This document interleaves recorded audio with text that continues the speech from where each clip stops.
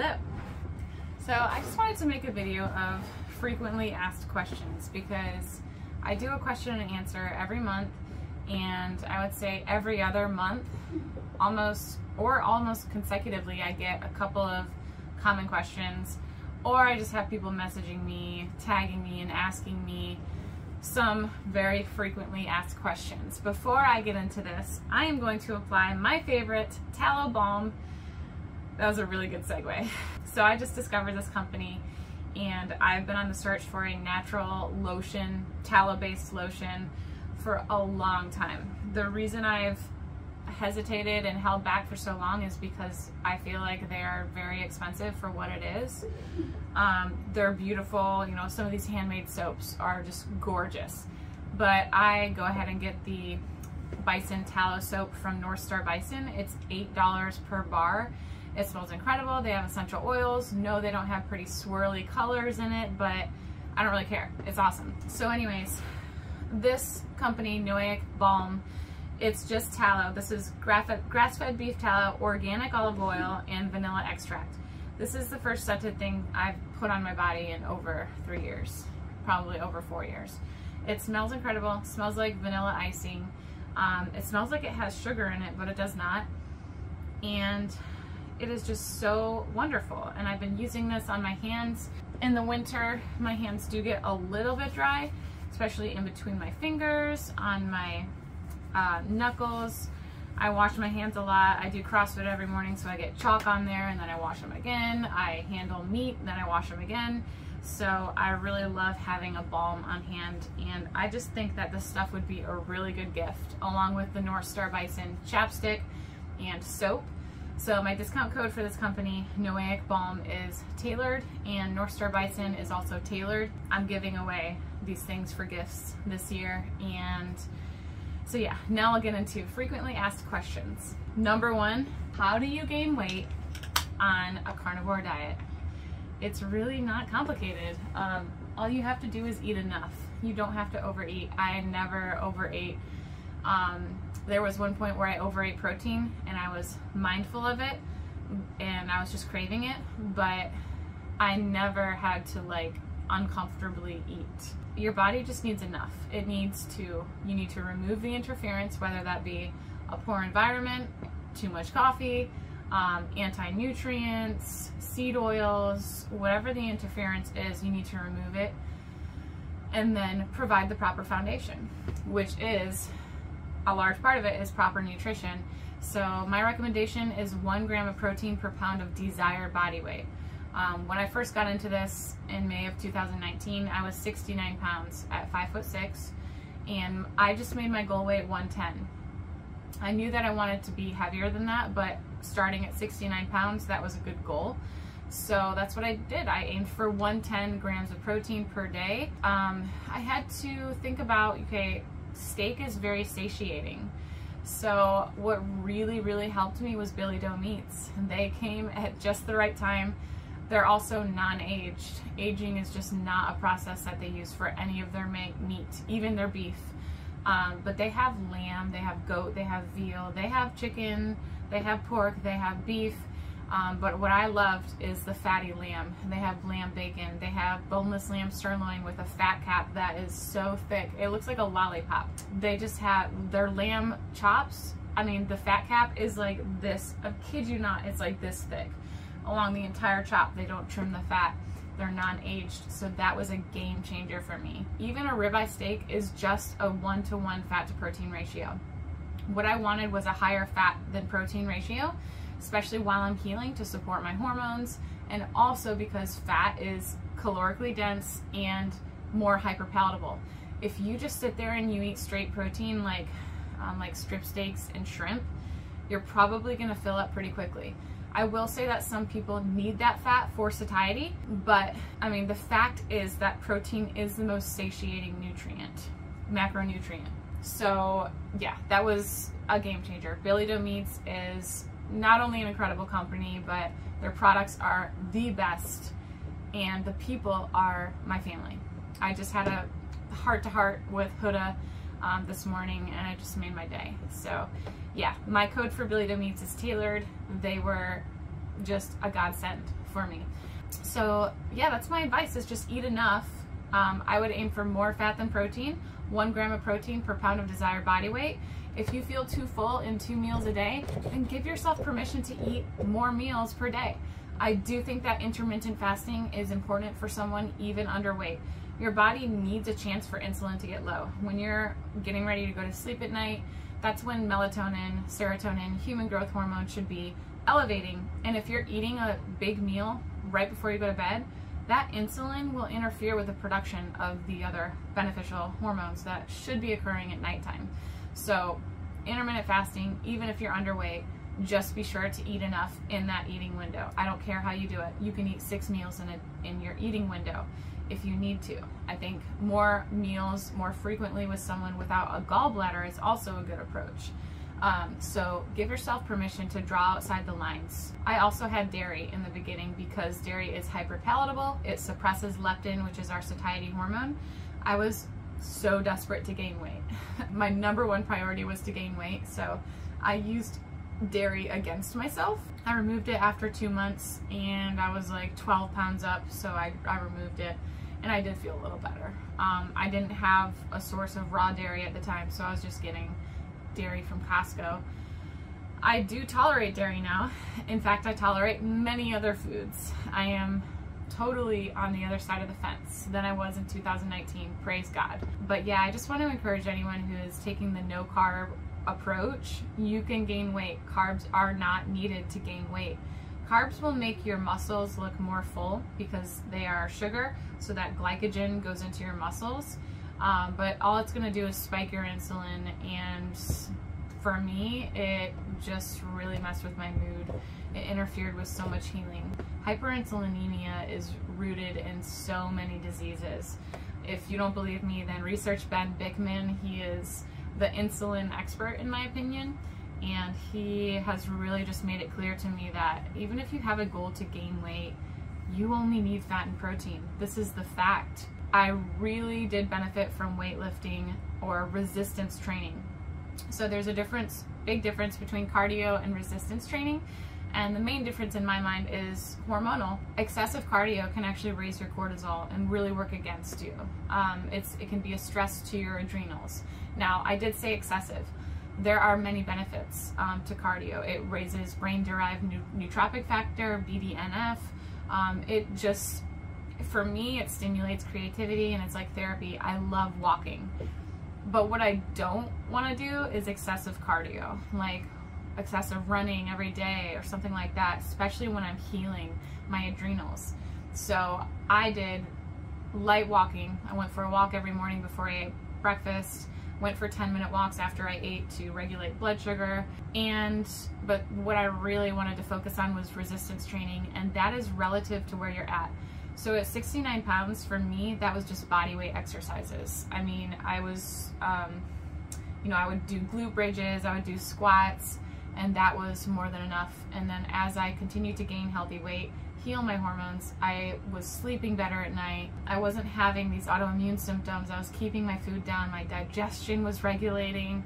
My life was changing, and my mood and energy was so improved. I would wake up in the morning and it's like, oh my gosh, I actually want to get out of bed. I am not struggling to get out of bed. That was just life-changing. So, when I got to that point, I was working with a chiropractor and he cleared me to go get into a gym, use the machines, which are protective to your form. So that's what I did then. And then eventually I started using the barbell, and now I'm doing CrossFit. So resistance training is relative to where you're at. Don't pressure yourself to lug around a bunch of weight. The resistance is going to create insulin sensitivity. It literally prompts your muscles to grow. And that's so important when you're trying to gain weight. It's like making your muscles a magnet for your calories.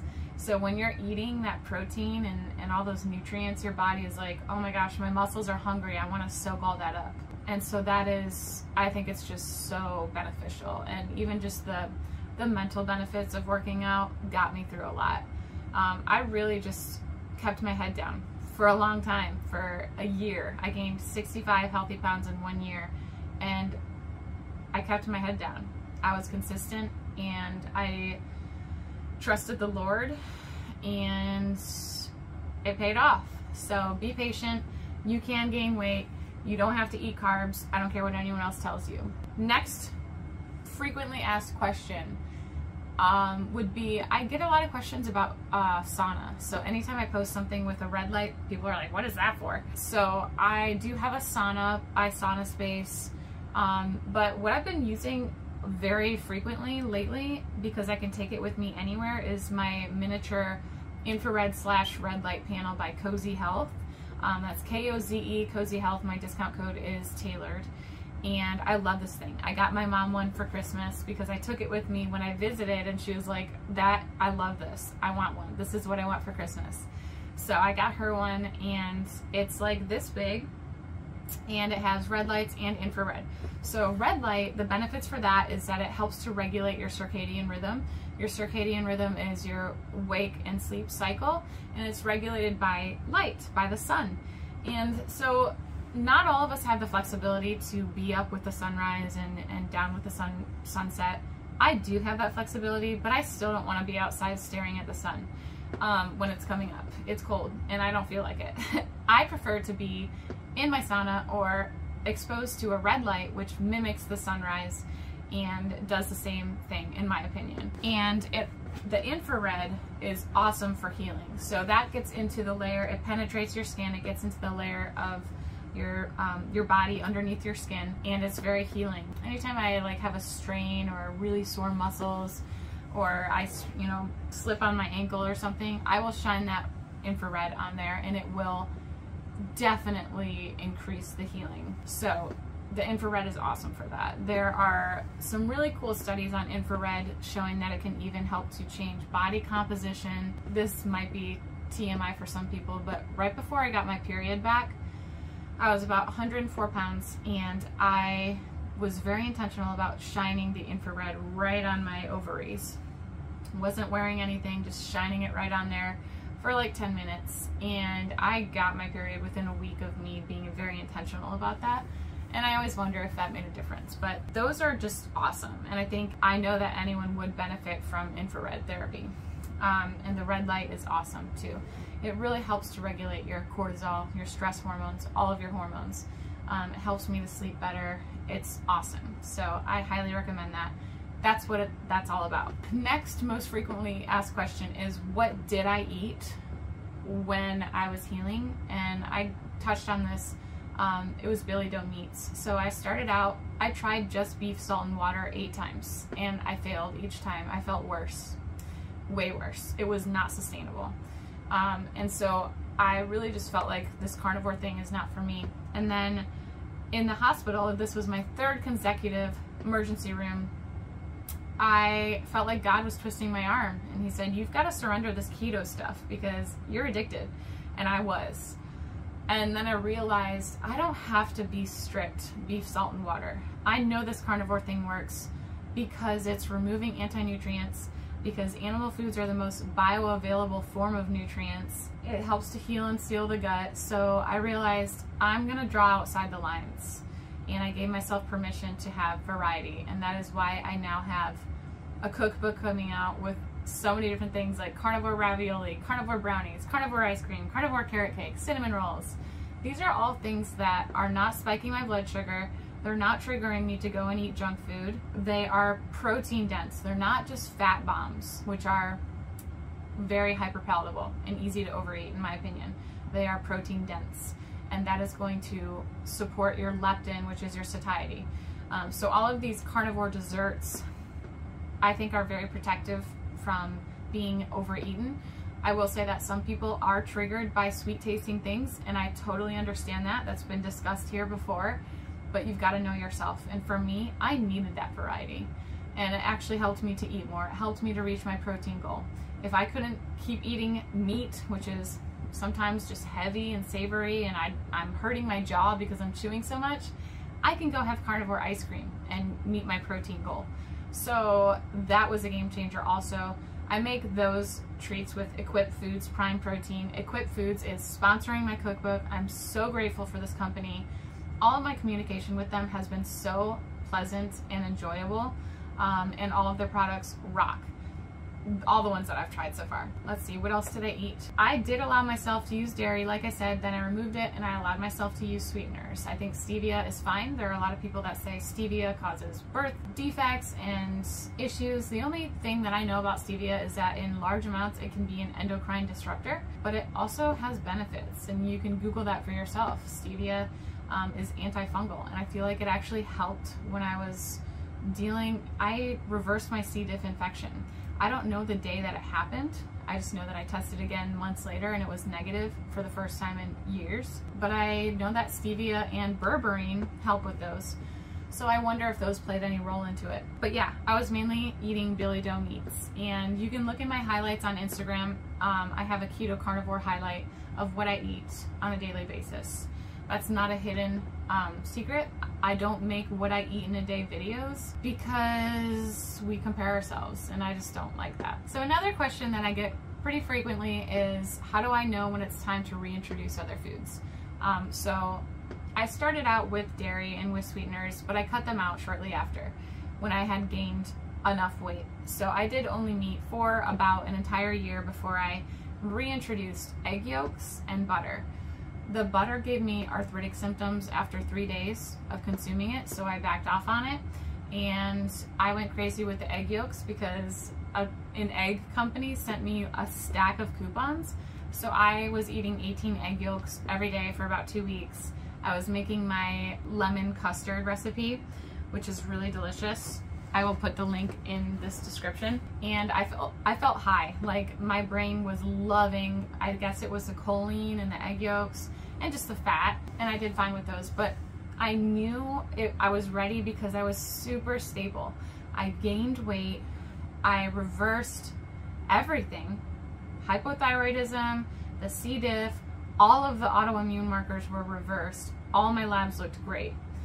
And I was feeling good. So I was like, okay, even if this reintroduction goes poorly, I can handle it. I don't think it would be a good idea to do it 2 months into your healing journey, because what if it doesn't go well? I just couldn't handle the discouragement.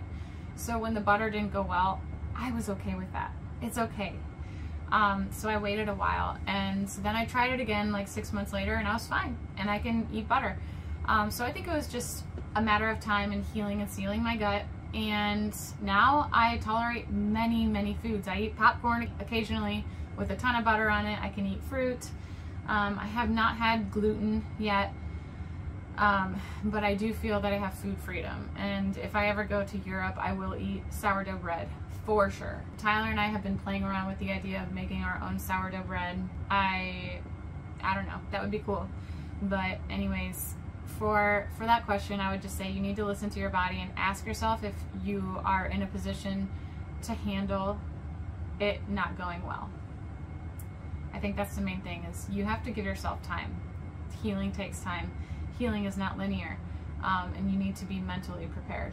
And then also I would say be very diligent about not going too fast. I would not recommend reintroducing 3 things at one time. I would say try something new and do only that one thing for 7 days at least, and don't do a whole bunch at first. I went kind of crazy with the egg yolks. I would not recommend trying 18 egg yolks the first time you try them in over 2 years. So I'm really grateful that that went well, but I would start with just 1 egg yolk and then maybe the next day try 2, and so on and so forth. Those are my most frequently asked questions. If you have any more, I do a question and answer. I have you submit your questions on Instagram, but if you're not on Instagram, please leave your question in the comments here and I'll answer it in the January question and answer.